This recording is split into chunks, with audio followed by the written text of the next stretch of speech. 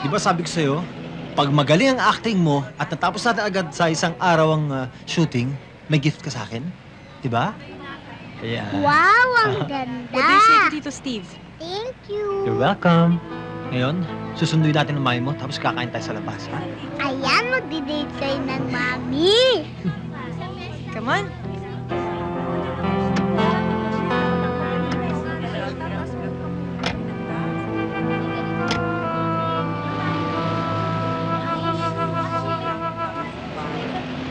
Sige ho, Mrs. Sulit. I'll see you again. Thank you. O sige, babalik na lang Okay. ako. May binibigay na discount ng 10%. that's good. Mami, mami, ang ganda ng Hi. gift sa akin ng Tito Steve. Hi. Oh, kiss, Mami. Gift na naman. Ako, baka naman masyado nang ma-spoil si Christine nito. Premium niya to for a job well done. 30,000 po yan, sir. Thank you nga pala for the flowers. Like it? Thanks. Halika kayo. Come in. Come. Binigyan yung flowers na mami, ang layo-layo pa ng birthday niya eh. Kaya nga kami dumiretso dito mula sa eskwelahan eh. Kasi nagyayaya si Steve, kumain muna tayo sa labas mamaya. Ay, nako. May customers pa ako eh. No, I'll wait na lang. Total, marami ng paintings dito na pwedeng makita eh. I think that's a good idea. Halika, Christy. Doon tayo. Uy, mami.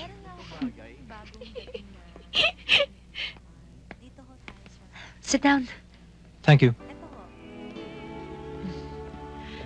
Thank you again for everything. Ako ang dapat magpasalamat sa'yo. For your company and the wonderful evening. Good night. Can we go out again? Yeah, sure. Why not? I mean, just the two of us. Excuse me.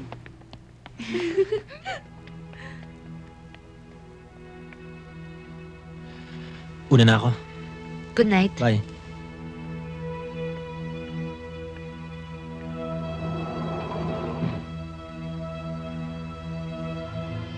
Good afternoon ho. Pwede ho bang madalaw si Gilbert?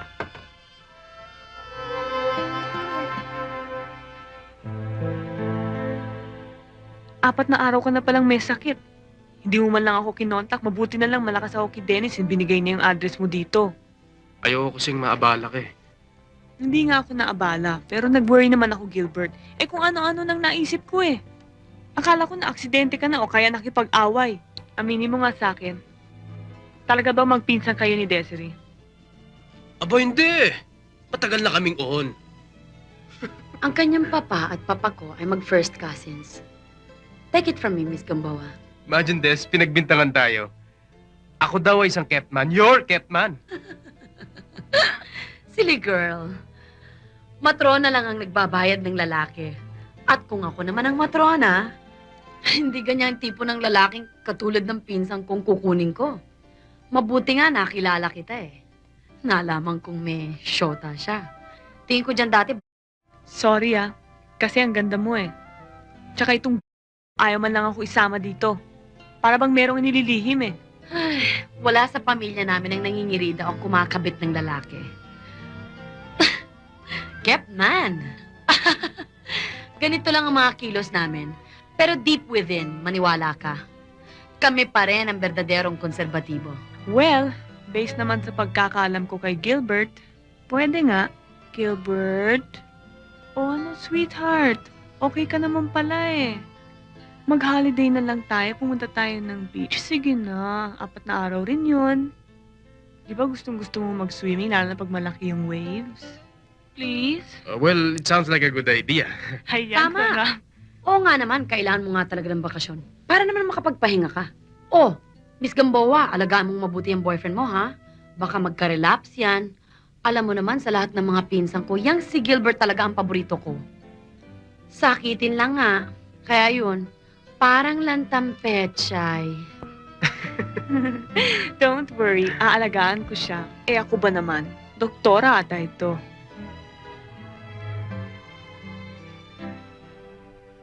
Good morning po. Good morning. Ma'am, bilin po ni Sir, mag-almusal daw po kayo. Manang wala akong gana. Sige ho. Kape na lang. Oo.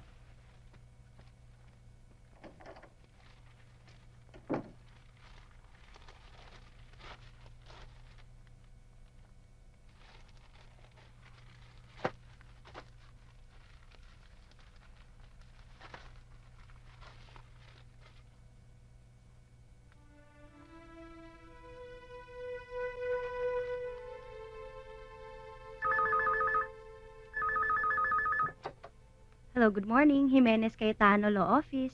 Claire, si Alfredo. Ma'am, nasa meeting pa ho eh. Pasukin mo. Pakisabi naman kailangan ko siya makausap. Importante lang.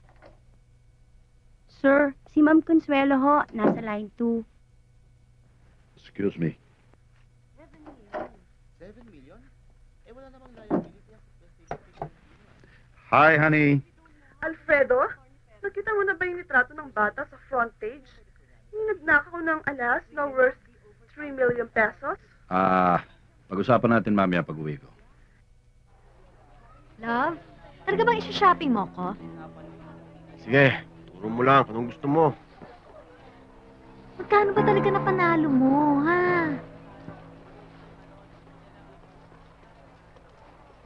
Kahit magkano, basta gusto mo, ituro mo lang. Boy, yabang nito, ha? Love! Tingnan mo! Ito yung gusto ko!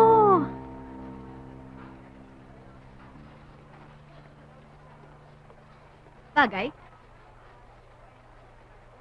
Hindi, Bakit? kulang eh. Ha? Hmm.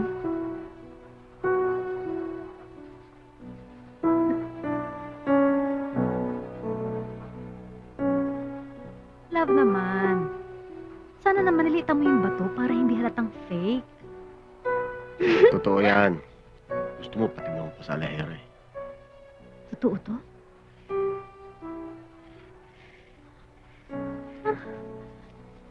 Thank you! Bilhin mo lahat ang gusto mong bilhin. Magugutan pa tayo.